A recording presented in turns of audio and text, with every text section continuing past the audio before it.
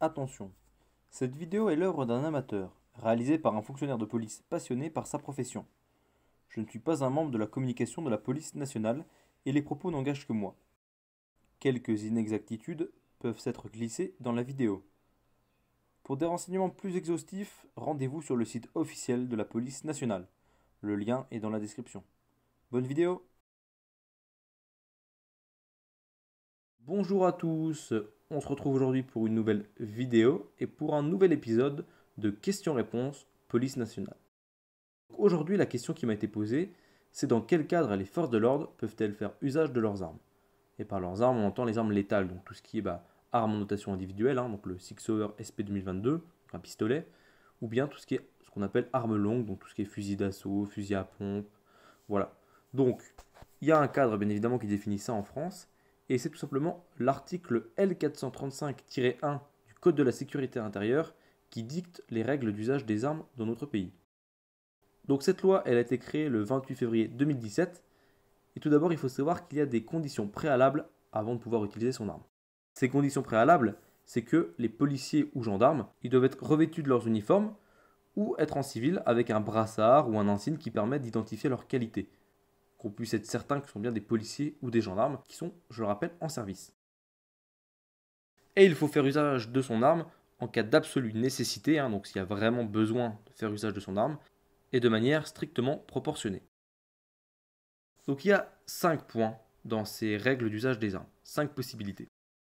Première possibilité, c'est la légitime défense. Lorsque des atteintes à la vie ou à l'intégrité physique des policiers ou gendarmes sont portées contre eux ou contre autrui, ou lorsque des personnes armées menacent la vie des policiers ou des gendarmes ou leur intégrité physique ou bien celle d'autrui. Ce premier point, c'est tout simplement la légitime défense. Je vais faire un rapide rappel sur ce que c'est la légitime défense parce que c'est très important. La légitime défense, en France, elle est définie par l'article 122-5 du Code pénal. Pour qu'on puisse être en état de légitime défense, il faut que vous subissiez une attaque. Cette attaque doit être injustifiée, donc il ne faut pas qu'il y ait un motif valable, qu'elle soit réelle, donc c'est-à-dire qu'elle ait vraiment lieu, et qu'elle soit actuelle, que ça se passe dans un temps très court. La défense, quant à elle, doit être proportionnée, elle doit être simultanée, donc immédiate. Si quelqu'un vous met un coup de poing, il ne faut pas aller lui en mettre un 5 minutes après, parce que ça ne comptera pas comme une légitime défense, mais plutôt comme une vengeance. Et elle doit être nécessaire, donc il faut vraiment qu'il y ait besoin de riposter pour se protéger, tout simplement, ou pour protéger quelqu'un d'autre. Et la légitime défense s'applique à toute personne, c'est-à-dire qu'elle ne s'applique pas qu'aux policiers, ou aux gendarmes, ou aux militaires, elle s'applique à tout citoyen. Si vous êtes agressé, vous avez le droit de vous défendre, mais comme je vous l'ai dit, il faut qu'il y ait les 3 conditions préalables. Quand vous êtes attaqué, il faut que cette attaque soit injustifiée, réelle et actuelle, et la défense doit être proportionnée, simultanée et vraiment nécessaire. Il faut savoir que la légitime défense est une clause d'irresponsabilité pénale. Donc c'est-à-dire que ça ne peut pas donner lieu à des poursuites. Il existe également une légitime défense pour les biens. Donc c'est l'article 122-5 alinéa 2 du Code pénal. Donc c'est la même règle. Il faut que l'attaque soit injustifiée, réelle et actuelle. Et la défense est la même, proportionnée, simultanée et nécessaire, mais il ne faut pas qu'il y ait d'homicide. Vous n'avez pas le droit de tuer quelqu'un parce qu'il essaie de vous voler, tout simplement. Il y a également une exception dans la légitime défense, c'est l'article 122-6 qui nous dit que est présumé avoir agi en état de légitime défense celui qui a accompli l'acte de légitime défense pour repousser de nuit l'entrée par effraction, violence ou ruse dans un lieu habité, ou pour se défendre contre les auteurs de vol ou de pillage exécutés avec violence. Donc dans ces 2 autres cas, vous êtes également en état de légitime défense. Et donc, comme je l'ai dit, c'était le premier point de ces règles d'usage des armes par les forces de l'ordre. Donc le premier point, c'est que lorsqu'il y a légitime défense, les forces de l'ordre peuvent être amenées à utiliser leurs armes. Deuxième point, lorsqu'après 2 sommations faites à haute voix, donc ces 2 sommations c'est halte police et halte où je fais feu, les policiers ou gendarmes ne peuvent défendre autrement les lieux qu'ils occupent ou les personnes qui leur sont confiées. C'est-à-dire par exemple s'il y a une attaque sur un commissariat ou si par exemple une personne que les policiers ont sous leur garde est attaquée, eh bien les policiers ont le droit d'utiliser leurs armes pour défendre les lieux qui leur sont confiés ou les personnes placées sous leur garde.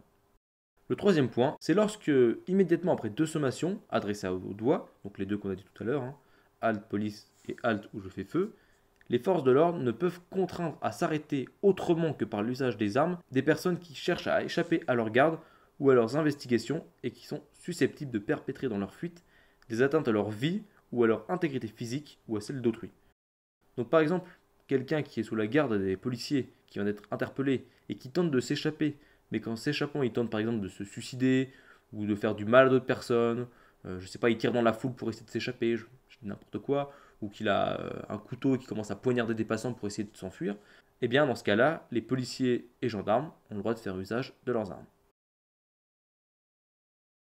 Le quatrième point, c'est lorsque les policiers et gendarmes ne peuvent immobiliser, autrement que par l'usage des armes, des véhicules, embarcations ou autres moyens de transport dont le ou les conducteurs n'obtempèrent pas à l'ordre d'arrêt et dont les occupants sont susceptibles de perpétrer dans leur fuite des atteintes à leur vie ou à leur intégrité physique ou à celle d'autrui.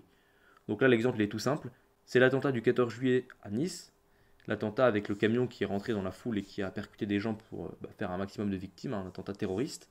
Dans ce genre de cas, les policiers ont le droit de faire feu. Bon, après, ça rentrait aussi dans la protection des personnes, puisque c'est de la légitime défense d'autrui de tirer sur la personne qui était conducteur du camion. Mais maintenant, c'est encore plus explicite.